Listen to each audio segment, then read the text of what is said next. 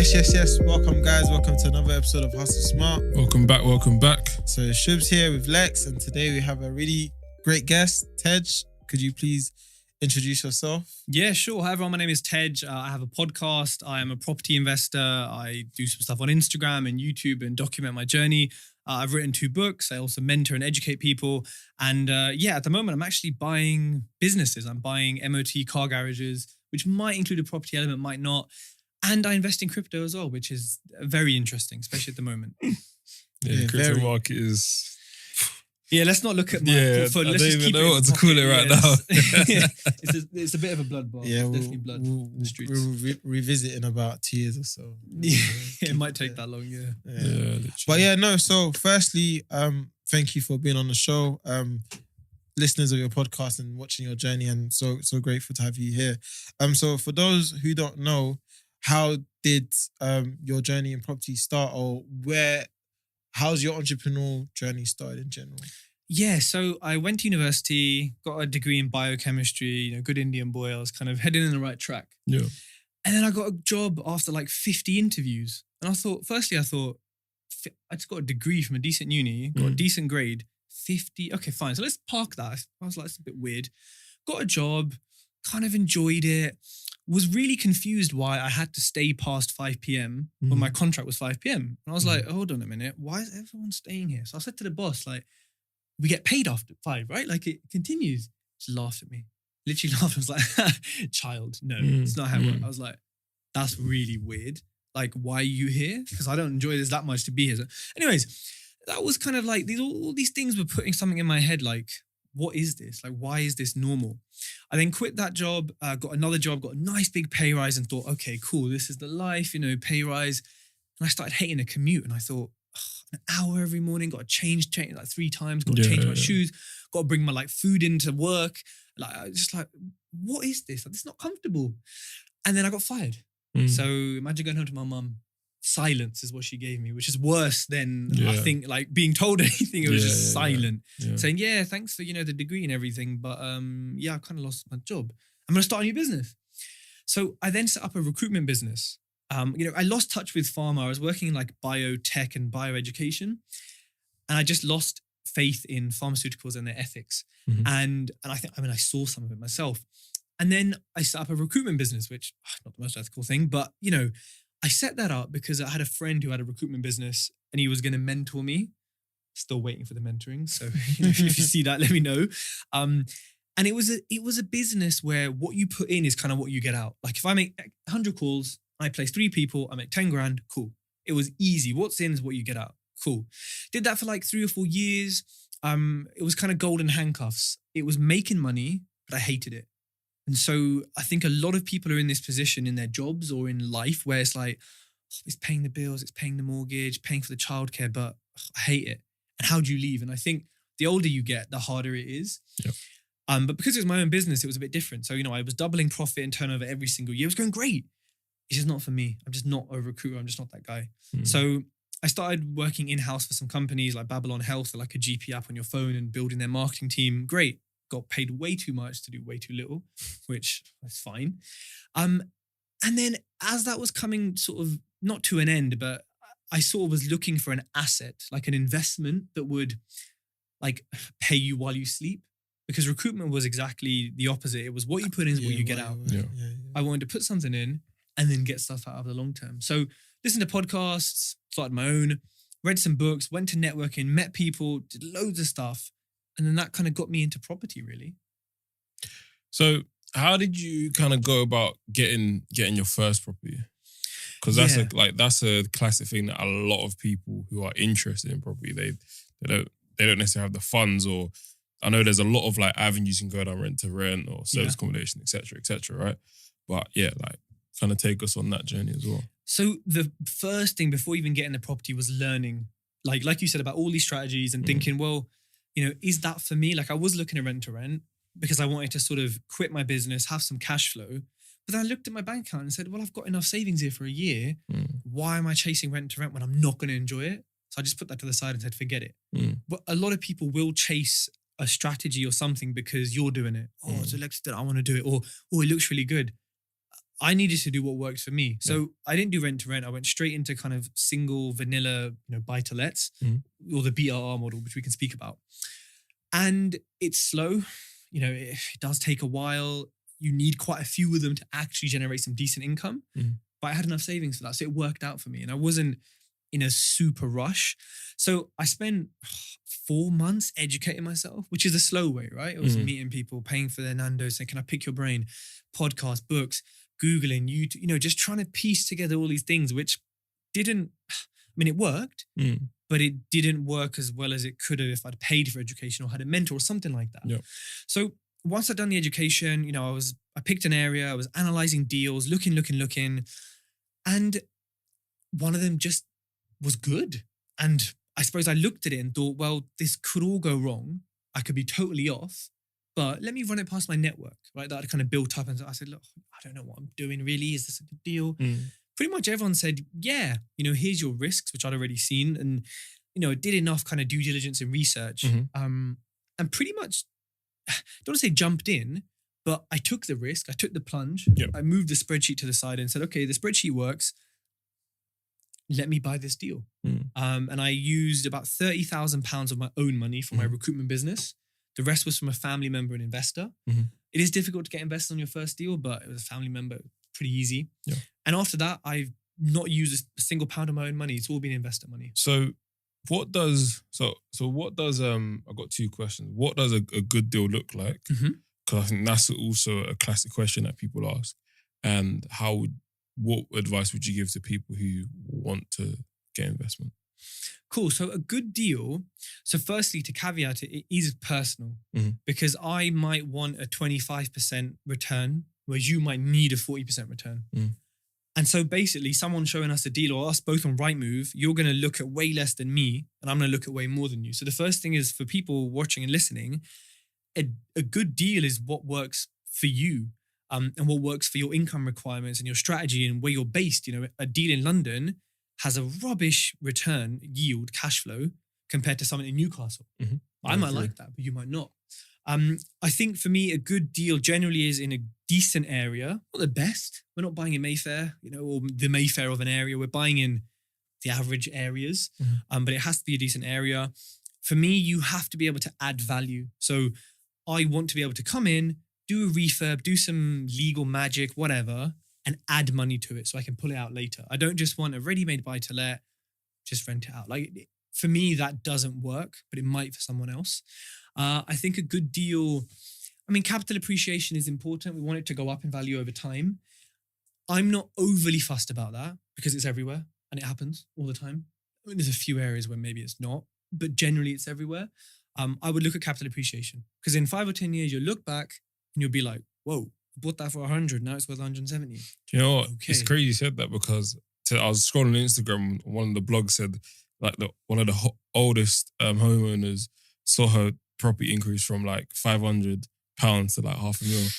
Like, it's just crazy. Do you know what I mean? That's the reality, especially in London. Like that is the reality of it. Like, it's crazy. And when you think that, accepting their age, you can take that money out. Yeah. If I was like, I want to buy some more houses, I can remortgage that. Depending. So there's a lot of secret wealth that people don't realize they have. They have access to. And your second question was how to attract investors with it.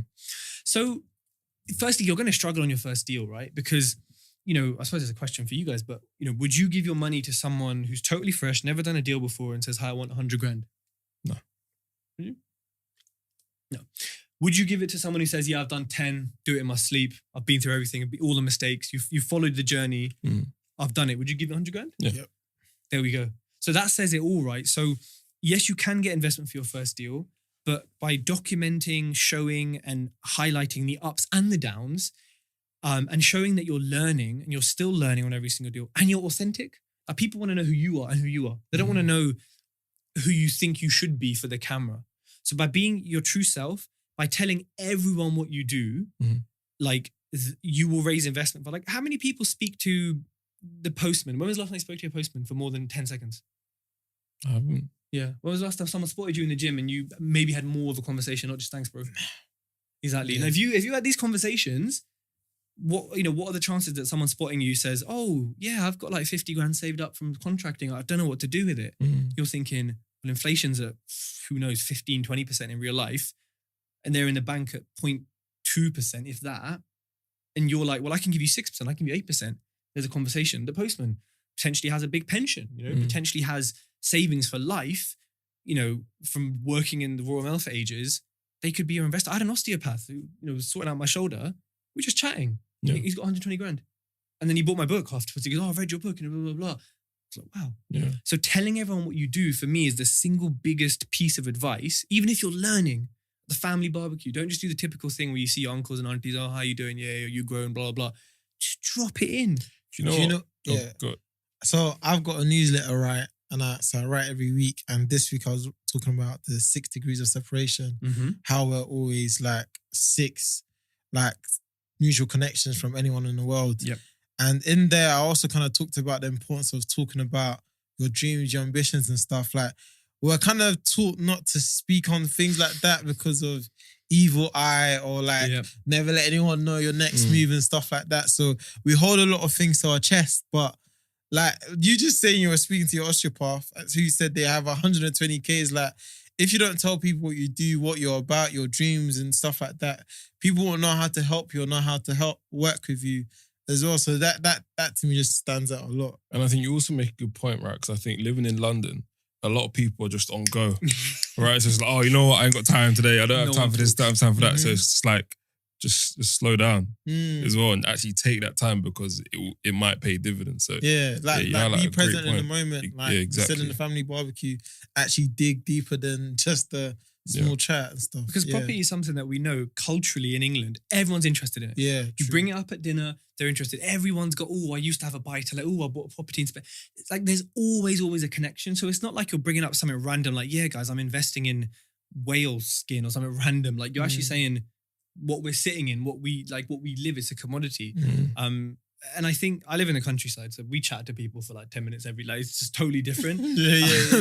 So everyone's super even on a walk, you could literally end up like talking to someone. But the 6 degrees of separation is so important, and you can't judge a book by its cover. Yeah, like, exactly. A lot of people, go broke trying to look rich. Yeah. Yep. Where there's a lot of rich people out there with stains on their clothes, taking a little Tesco's bag to the gym, and trying to pay a Nissan Micra, but at home is the Wraith and the Cullen and like you. So you just never know who has money. Yeah. I got a question. So obviously you invested in property. I'm sure you've made a good amount of return, right? So have you been subject to like lifestyle inflation? So you mean me being more bougie? In essence, yeah. In essence. Yes. But I've spent my life doing the typical Indian thing of just saving, never spending anything. Clothes, I don't buy new clothes. I recently bought not a new car, but it's a car that eats petrol like it's going out of fashion. And yeah, the maintenance is expensive. And, it is also an investment. I still shop at Tesco's. I get it delivered now, so that might count as me being a bit bougie. But you know what? I don't think I've had a lifestyle inflation. I think I consciously will pick certain things, not one, because, hey, now I can afford them easier, but two, I know the return on it. Yeah. Like before I might be like, I'm not going to buy those like new trousers or new top, even though my old ones don't fit me that well because I've lost weight or whatever. But now I'm just like, yeah, I'm buying them, whatever. It's not even a question. I just buy it because I know when I turn up to an event or a meeting, I have to look good. Or I know, like I bought this Fitbit for like 200 quid because the return on my health investment is huge. Yeah. I just bought it. There was no question. Yeah. No hesitation. So yes, there has been a lifestyle inflation, but not to the extent like I think a lot of people do where it's unsustainable. If my income halved, I can carry on. I think, people get, and this is a different topic, but people get money, they go to the dealership and say, right, what can I lease now? I've got $1,000 a month spare. What can I lease? It's like, why don't you put that into stocks and shares? And so I kind of look at it like, if I'm going to have a liability, I need to have, 3 or 4 times as much as that costs me coming in from my portfolio. So if I want to lease a Porsche Cayman for 570, why do I know the exact price? But £570 a month, I want to have 1,700 coming in from assets to triple cover that. So I'm sorted for that kind of thing. But even with my health, I've got private healthcare now. And some stuff I can't go through there. And I'm paying for it. I might have to pay thousands of pounds for surgery. I might have to pay, I'm paying 300 quid to see a doctor for half an hour. Yeah. But there's no hesitation now because I know it's covered and because health is everything. Yeah. I think, you, again, an excellent point, right? Because even me, like when I finished uni, got my first job, I was like, yeah, you know what? I'm going to just start buying so much shit. Do you know what I mean? Bought trainers, clothes. And I got to a point, it was like a year and a bit later, I was looking at my wardrobe, I was like, if it all goes to shit, I can't eat this. You know what I mean? It's all devalued. I wore it. Yep. Some of it probably fucking stinks because, you know what I mean? Like, dirty basket. So that, I think, like, come to that realization, like, okay, you know what? Something needs to change. And kind of, that's when I made that switch. And again, even with clothes, I only really buy things that are going to last or that's going to have a residual value. Do you know what I mean? So, but you also, on one of your podcast episodes, you mentioned the scarcity versus abundance mindset. And that although you said you're still quite picky on what you spend on, but you know there's things that you'll happily pay for. So like, obviously I don't really know much of your background growing up and stuff, but how did you find that kind of transition in terms of like, that scarcity to abundance mindset and stuff? Yeah, so to be fair, growing up, it was middle class. It was, there wasn't really any problems. I didn't ask for much either. So maybe there would have been problems if I asked for stuff, but I doubt it. Both parents had decent jobs, decent incomes.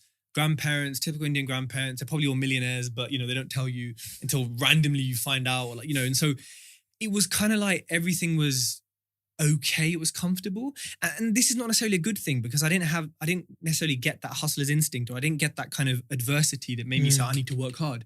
I had to sort of create that from a position of comfort. I'm not complaining because I think we'd rather be comfortable than uncomfortable. Yeah, for sure, of course. But I think the most successful people you hear of all have adversity. They all came from somewhere low and are at the top of it. Like in everything, athletes, musicians, CEOs, whatever. So for me, I think there was never scarcity and there was never abundance. It was just a level of comfort. But I always learned, probably from my grandparents, spending a lot of time with them, just, not to spend. I don't need new things. Like if something's broken or it doesn't fit, okay, then I'll buy something. But otherwise, I'll kind of make do with what I have because, and this is maybe something that transitioned, is like, I don't care what anyone thinks. Like these shoes I'm wearing are butters, yeah? When I left the house, my girlfriend goes, are you going to wear those in front of the guys? You're going to get out of the car with them on? I was like, I am. What? Yeah? But the reason, and I spent 100 quid, I spent the same as like, a pair of nice shoes on them. Yeah. Because they've healed like this problem I had with my hip and they've changed the way I walk. They've fixed my like everything, right? Because they're like barefoot shoes. Yeah. It wasn't a hesitation. Whereas when I was younger, I would say, oh no, I shouldn't spend the money on that. But it's literally fixed an issue I've had for 7 years in my hip in a week. Yeah. So I think changing to that kind of abundance mindset comes with money because you're like, oh, I could actually have an abundance that if I wanted. But it also comes with changing your mindset. Like I don't need an abundance of stuff. I need an abundance of nature and fresh air and friends and love and laughter and doing things like this. And like, do you know what I mean? The fact that I can be here at this time and I could have been here at midday, and like that, I think is where the real transition came. An abundance of life, not necessarily an abundance of money. Yeah, for sure. No, yeah, exactly. Well said. And in terms of the podcast you started as well, was that during when you got into your podcast, when you got into your property journey, so to kind of give back to people, or you just kind of started the podcast early on before your property journey? I started it in my property journey, but I started it before I did viewings, before I had real knowledge. I was learning. So every guest that came on, I was actually asking them stuff that I wanted to know. Yeah. Like now when I ask, it's for the audience because I probably know a lot of these answers. But then I was genuinely like, yeah, so how'd you do this? Or how'd you do that? And people loved that because they're thinking the same thing. And I was asking it from a position of genuinely being like, I don't know. Like, help me and teach me. I did it because when I started, I didn't have a resource like that. There were podcasts, there were things, but I just didn't have something. And I also looked at property and said, there's a lot of interesting people here. There's a lot of people here who are doing good deals, have good value, but they're not sharing it. Or they don't know how to. They don't know how to build a brand. And I thought, I could probably do this, lift them up, give them a platform, which they're not creating for themselves, learn myself, build network, and help others really. And that's kind of how it started. And that's hopefully what I've continued to do, except I've evolved and people have followed my journey. Because people message me and say, oh, I'm on your first podcast from, was it 2018? And they're like, oh, you had no properties, you were doing this. And then I heard the one from 2019 where you had like 6. And I'm like, oh yeah. And then they come to the now and they're like, whoa. So it's great for them to follow that journey. And that helps me raise money as well. Because they connect with me. Yeah. That, to be honest, same reason Alex and I started a podcast as well, looking for resources, and we couldn't really find it. And in terms of building that network as well, it is also a great tool. And yeah, that's even something why that others should also, if interested, start podcasts as well. Yeah, definitely. It's not tech heavy. You know, we have the tech here, but you know, you can get started for, I don't know, less than 120 quid. Yeah. Probably even less. You know, good mic is kind of all you need, a bit of hosting software, and that's it. So yeah, I think it's not for everyone. Not everyone can communicate clearly on audio. But it's so easy to set up. It's very hard to market though, as you probably know, because it's not a social media. Yeah. There's no comments, there's no likes. You put it out there, but you need your Instagram, your Facebook, your LinkedIn to boost it. Yeah. So it's not my first recommendation because you need other stuff. It's my second or third recommendation for me anyway. No, for sure. So I got a question, and then there might be a follow-up question. Do you still continue working harder right now? I love that question. No. Why? Because I get bored every 3 or 4 years of what I'm doing. And property is something I will do forever because it's an asset for life. I know how to do it, like my approach now. I'll always be doing it. I'll always be conveyor belt, treadmilling it. I'll always be buying houses, but not with the same passion and intensity. I built my portfolio really quickly. So I bought 15 houses in my first 9 months. COVID hit, and then I bought 2 more, which I still own. One I'm selling, one I think I'm keeping. So I kind of did what I wanted to do, which was build a portfolio that cash flows more than enough for me to retire, do what I want, whatever. Because maybe in my head, it was always a stepping stone. Maybe it was always created to allow me to do other stuff that I'm super passionate about. So you just went all in a sprint, basically. A very, it was a sprint that was, imagine sprinting a marathon. Like imagine 26 miles of Usain Bolt sprinting. That's what it felt like. And that's what it did to my health and my body and my mental health and everything. But I'm so grateful because the rewards are, you know, priceless. The rewards are incredible. And there's people who've done a lot more, maybe slower, but who are in an even better position. But the reason I don't work as hard anymore on property is because I've got other interests like crypto, like NFTs, like the garages, the M&A stuff I'm doing right now, like in the future, food stuff. I think I've got some friends who, and actually they'd probably be really good guests on here, who are so like, they're like Grant Cardone, the American dude, the crazy shouty guy. They're just like, yeah, I've got these huge goals, need to hit them, like nothing matters, transaction, business. And I love that, it inspires me, but I need to take a deep breath when I'm with them because it's not me. Like I've worked hard to have a life that I can just be healthy and wealthy and carry on being happy and doing what I want to do. And I think for me, that's why I don't work as hard in this sector. I'm putting in work in the crypto and putting in work into the business buying sector. And also into my education. I teach people, I've got a mentoring program, I've got like a community, which is a low cost thing. And so I'm putting a lot more effort into that. But as you learn more, sometimes you can put in less effort. My mantra for life is I want to put in the least effort and get the maximum result. Now, it's not lazy. It's hustling smart. Yeah, smart. If I can, that shortcut, I'll do it and we'll get to the same result. If I can do, you know, so yeah, I mean, there's a lot to say on that topic. And I'm just not that person who is like, yeah, I need to get 100 properties in this year, do this, do that. Money is not, it's important. It's a vehicle. It's I don't know. It just doesn't mean that much to me. My happiness, my family, my friends, having fun, that means a lot more to me. And if I've made enough now and I'm making enough, that I can do that, then I'm going to do that. I'm not going to regret not working harder on my deathbed. I'm going to regret not chilling and talking to you guys and like just full life. Yeah. So I've just shifted, and that's a bit of Stoic philosophy and a bit of like. Has that always been the case though? Or no, and I think it's like this for everyone. I think when you hit anyone on a podcast, whether they've come into a bit of money or they're multi-billion millionaires, they all say, yeah, before I was chasing the money, and when I got it, I was like, this ain't shit. Now I want life. You need to make the money to say money doesn't bring happiness. 100%. Yeah. It's like any lesson in life. You have to kind of do it to then be like, oh yeah, okay, now I understand it. You know what? I used to say like money can buy happiness, and so I have this say money can't buy happiness, but it buys mine, right? But within that, I mean, it gives you the options to do stuff to be happy. So like for example, if your life goal is to travel, you're gonna need funds to do that. If your life goal is to buy as many cars or whatever, you need money to do that. So yeah, it's an interesting point. And that's why I call it a vehicle, right? Yeah. Because it takes you to a place where you can then experience the happiness. But I think like real kind of philosophy, and I think this is impossible in the modern age to actually achieve because we've been so conditioned as well by the internet. Yeah. We should be able to look inwards and be on a beach. We should be able to look inwards and be happy and be somewhere we want to. Like we shouldn't need money to be present and happy. But I think we do. I think we've been hardwired now to need a certain amount of money. Yeah. But I have like mentees who are like, I want 100 grand a month income. I'm like, what are you going to spend it on? I'm like, what are you going to? Are you going to give me some of it? What are you spending it on? And like, I think when you really think, what do I actually want? Even if you want X number of cars, X number of this travel, I think people need a lot less than we need. There's an American study, you might have seen it, which says when the people reach about $70,000 of income, which is, I don't know, £58,000, I think, which is high, double the UK average salary or more.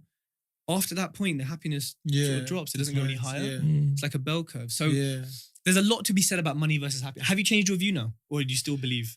So I don't think money can buy happiness. I definitely changed my view. So like now, right, it's just like, so what I want, I've realized now what I want the money for. And it's not for me. It's for my kids, my family, do you know what I mean? My little brothers, so they can have that access to do stuff like, I want my kids to be able to go skiing, play piano. Yeah. I didn't do that stuff. Do you know what I mean? Yeah, I've kind of just had a much more projected view on life in like the past couple of years. I like that. It happens, right? Yeah. Some people change, some people don't. We're all on our own paths. Yeah, for sure. Exactly. For sure. And like you said, looking within and actually knowing what you want to do, who you want to be, what type of life you want will help you gauge that. Because at first it sounds great making 100K a month.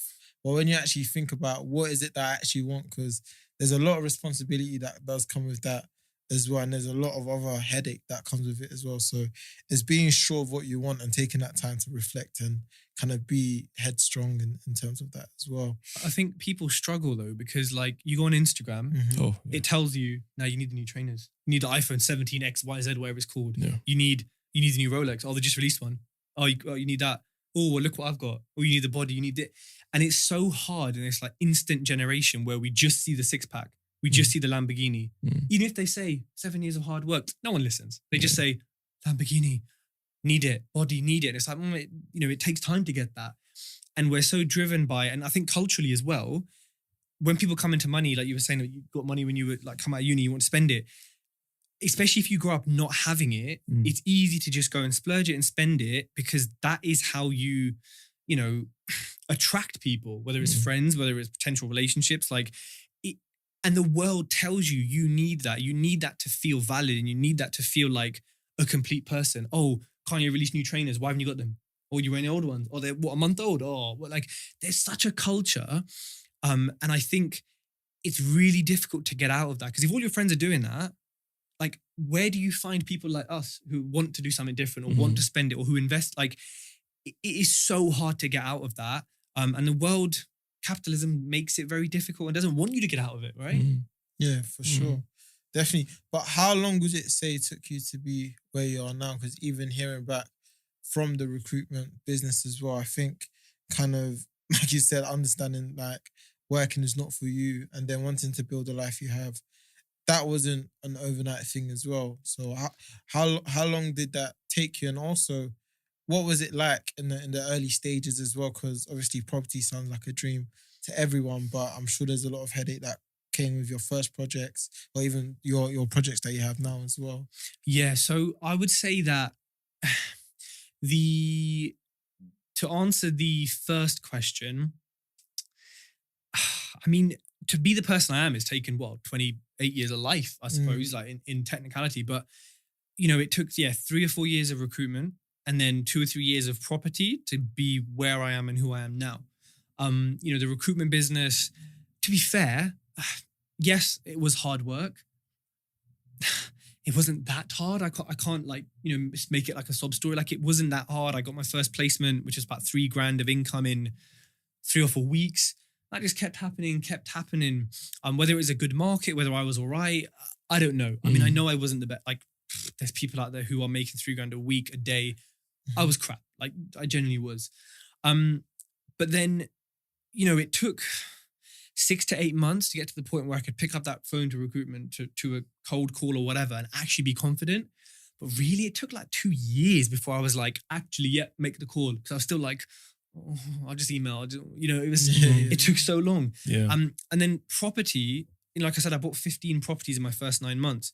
But it took a year at least after that until they were all finished in refurb, all refinanced, all chilling and making me money. And yeah, property does sound like a dream, and it can be, but honestly, property pisses me off more and more because there's so many, like, people think you buy a house, find a builder, which is just difficult in itself, do a refurb, there's job, you know, Bob's your uncle. No. Every single thing I said there has like 100 different mini points on it. And each of those mini points has a bullet point of other points that you have to know. Even when it comes to like lenders, getting mortgages, getting bridging, getting finance, so much. To this day, I have lenders still pissing me off, like, just with dumb stuff. And like, people don't realize, like, you buy a property, you enter it, you do the work, then you have to exit it somehow, or you have to exit your first form of finance if you're adding value. And that can be so painful because lenders are still stuck in the 90s. And, you know, and then you got builders who are just a totally different species to deal with. So it is incredibly hard when you're doing like a value add strategy. Yeah. And it took, like, buying all these properties that were 200 miles away from home, breaking down like mentally because I couldn't deal with like just everything going wrong. To this day, still fixing some issues that come up because of cowboy builders. Fixed most of them so far, but you know, you kind of build this thing and you think, oh yeah, we're set. Nope. Every month, new issues, new this, new that. Now, it's fine. I speak to my tenants once a month, if that. The rent comes in. And look, I don't want to paint a dream of, property can be super passive, but it is pretty passive for me. Yeah. I've got 2 holiday lets as well. They bring in a lot of money and they are 100% hands off. So it can be good, but honestly, don't just jump in. Don't just think, oh, well, they did it. Tej did it. Like, no, follow me and you'll see how angry I've been and how annoyed I've been at everyone at every stage of the process. And because I share everything. Like, you know, you got radiators, right? And the pipes go into the floor and then they go into the boiler. So my plumber did all the stuff, new radiators, anything. So someone comes along who's checking something and it's a bit weird. They lifted the pipe and the pipe just swiveled. So what my original plumber did was got the pipes, cut them and just stuck them in the floor. Literally in the floor. And nothing else coming out of them or going into them. God. Can you imagine? Like, that makes me look like an idiot. Yes. But I put that on my story with my builder commentating and being like, what the fuck's going on here, mate? You didn't see this? Everyone pissed themselves. But that makes me look dumb. But it doesn't. Yeah. Because people say, whoa, you're very honest. Yeah. 2, if you can get effed over, who's experienced, geez, like, what's going to happen to me? So, endless issues, endless trouble. But for me, it's been worth it in the end. Yeah. Definitely. How did you get to that second property though? What was the step after you got? So firstly, you said you had the 30K, the rest from your investor. You bought, renovated it and started renting it out. What was the step like to get the second one? So the second one came, I think, maybe 2 months afterwards. Actually, to be fair, the first and second are probably like what's my best deal. The second one is an incredible deal. I did what's called cross bridging because we bought the first house unencumbered, so there were no charges, there was no mortgage lender. It was me and the investor. I spoke to a bridging company. This is not, I don't do this anymore, and this is not really good for beginners.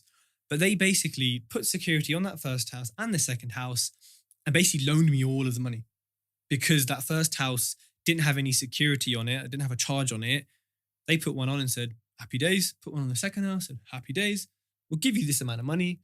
But they're winning, by the way, because they've got 2 houses worth 200 grand, but they're only lending me 100. So they know what they're doing. Took that money, bought the second house, refurbed it with that money as well. And then as it was kind of going along, they both kind of got refinanced. I pulled some money back out, most of it actually. And then through TejTalks, through social media, started attracting investors. And then I raised, I think to date, it's about £870,000 from randomers. People on the internet, people on Instagram, people I met at like one event, and they've paid for the whole portfolio. I have not put any money in since. I've just taken money out. Which when you think about it, that's pretty mad that I've not put any money in. I've built over £1 million worth of a portfolio, probably more now because of the increase. There's not very much money left in. If I sell it, there's 250 grand, 200 grand there of profit that I've made out of thin air, not using my own money. It still blows my own mind. I look at this strategy and just think, what? It's crazy, but like, there's a lot. There's probably even shit more of work that took to go into that. Do you know what I mean? Yeah. So everyone's gonna think, oh, you know what? Yeah, I can do that as well. I'm gonna start contacting people. When, you know, like my mum always used to tell me knowledge is power. Yeah. Do you know what I mean? So And also you said it as well, put people before profit. Yes. And that to me is super key, because once again, with the 6 degrees of separation or whatever it is when it comes to networking, building relationships, you legit never know what can come from it. And like for you to say that all the money comes from you putting yourself out there, your podcast, and also just building like genuine and authentic relationships with people, you've been able to kind of build this property portfolio worth millions. So that's very, very impressive and a huge lesson there as well. I think even off the back of that, right? So obviously basically I started a new job in October, right? And I was able to build like a very solid network of just like trusted advisors, people who just give me their advice genuinely, right? And like people, some of the people who I manage are like, oh, like, how did you do it? I'm just like, just showing up and just being myself, really. Like, it's not a science to it. Do you know what I mean? Like, just being genuine. Most people don't show up. Yeah. They're in bed. But showing up and being genuine, it has a lot of benefits, whether it's financial or not financial. Yeah. Like you beat 90% of the competition by just showing up. So it's true. And that's such a shame, right? That like the thing that stops most people is just not turning up. Yeah. Like, but I suppose there's a lot to it, right? It's anxiety of walking into a room, not knowing anyone, being fearful of, what are they going to say? Like you were saying, the kind of cultural thing of not telling people, what are they going to say? What are they going to think? Oh, what if I don't know anyone? There's so much fear that we create. Like, you know, there's also Stoic quotes on it, but Shakespeare said it really well. He goes, nothing is good or bad, but thinking makes it so. yeah. Like there's nothing is good or bad. It's what we perceive it as. Because something could happen right now. You might love it. I'd hate it. You might like it. But it's the same. It's the same thing. Yeah. And it's the same with people's perception of life and their reality. It's like what frame, what filter are you putting on life? You know, are you seeing it how you're seeing it and turning up, or are you seeing it as, oh no, I'm a bit worried. I don't like.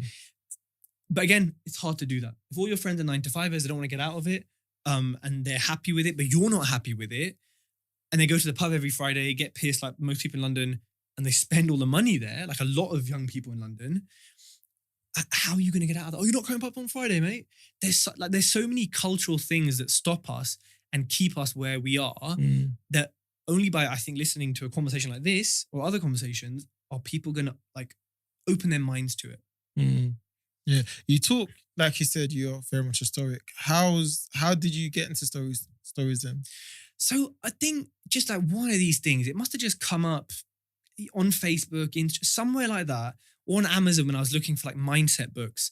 And I started reading Ryan Holiday, who's kind of like the king of Stoics. The king, you know, in terms of like... He's got the book, The Daily Stoic, right? I'll read it every day, incredible book. He's got like 4 or 5 now on like Stoicism, and he's such a good writer. He's such a like chill dude.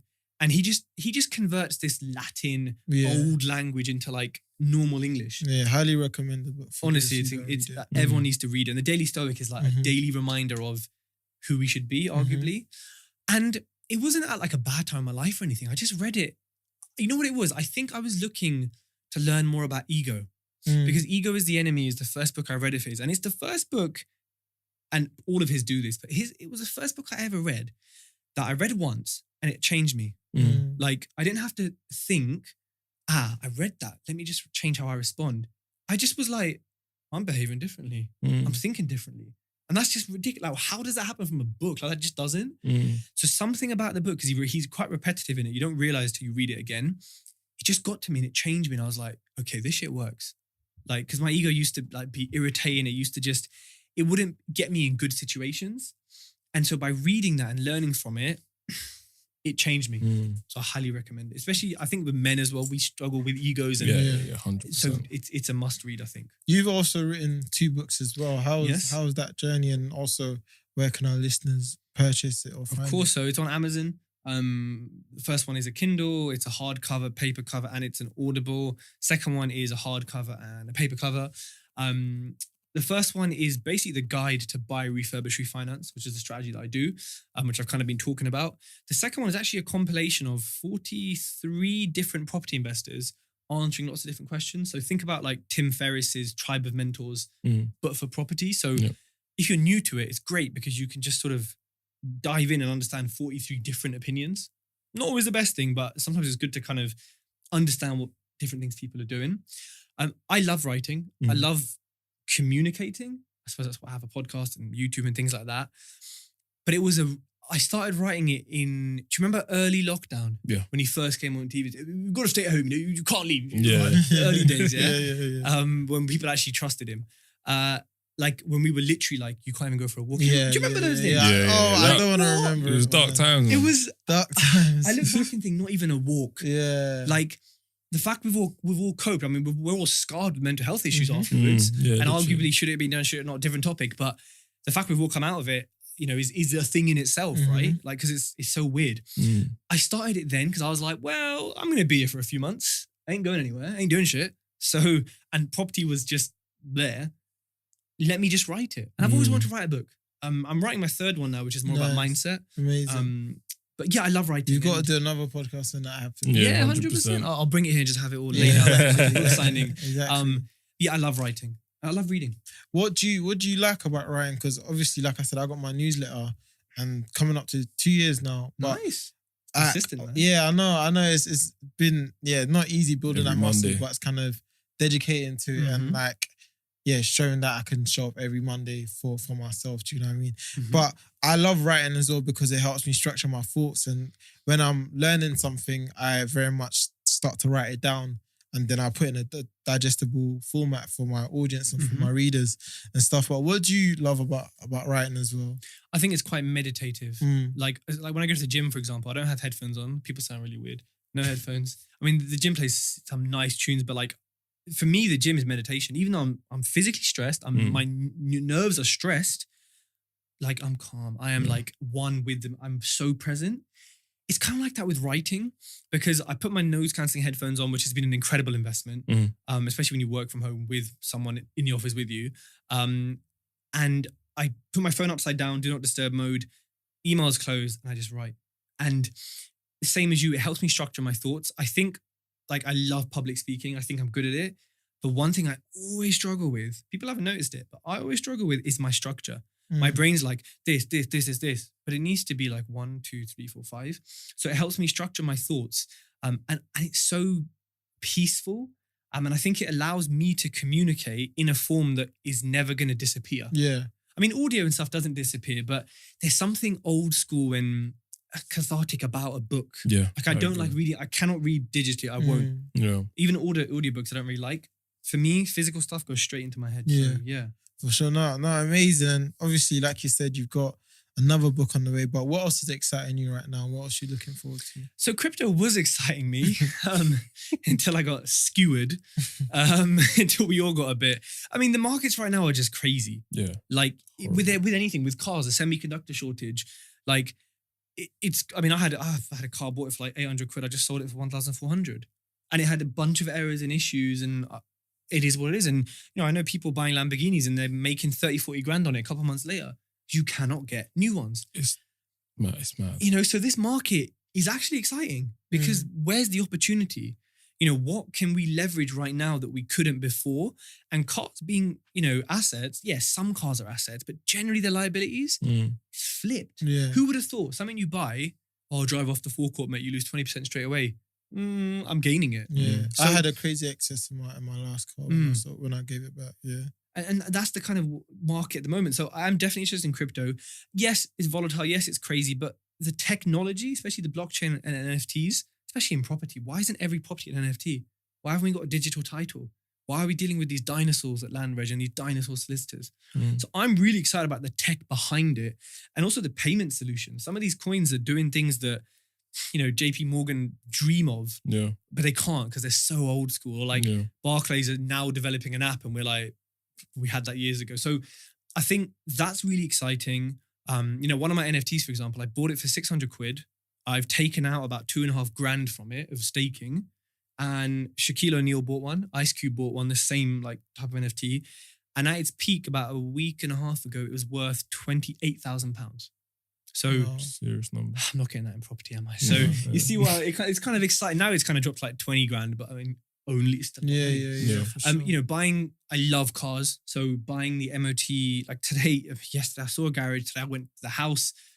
I was offering on it. I've got some more accounts of it. Like this kind of buying businesses is super exciting because I'm so passionate about it.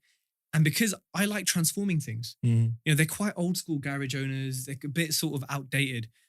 I'm going to transform it. Social media, interior design, branding, everything. That's what I like doing. The running of it, it's fine. But I like coming in, fixing it, transforming it. So that's really exciting me at the moment. And I'm doing a lot more public speaking and things like this. I said no to a lot of podcasts for a while. I can't remember why. So now I'm doing more of this. Thank you for saying yes. Yeah, it's cool, man. Listen, Tunde co-signed you. You have to thank him. He's like, no, he's like, I think you should. I was like, are you sure? I don't. And he was like, nah, do it. But like, I think, just life is exciting. Man. Yeah, no, like definitely. and the summer's here, ish.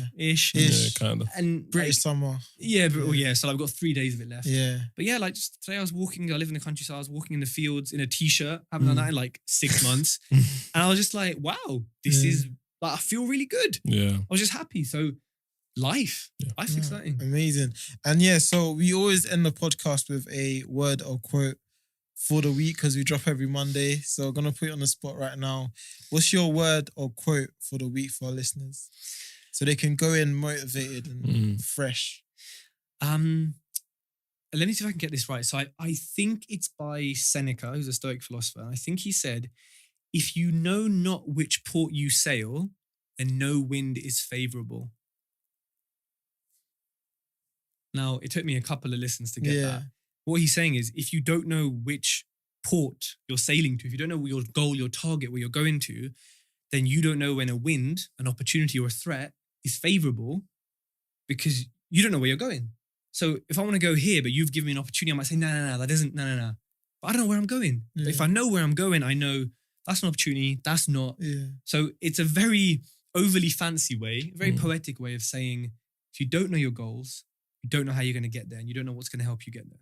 Yeah, amazing. It's an amazing quote. Amazing. Nothing else to add on that. Where can our listeners find you?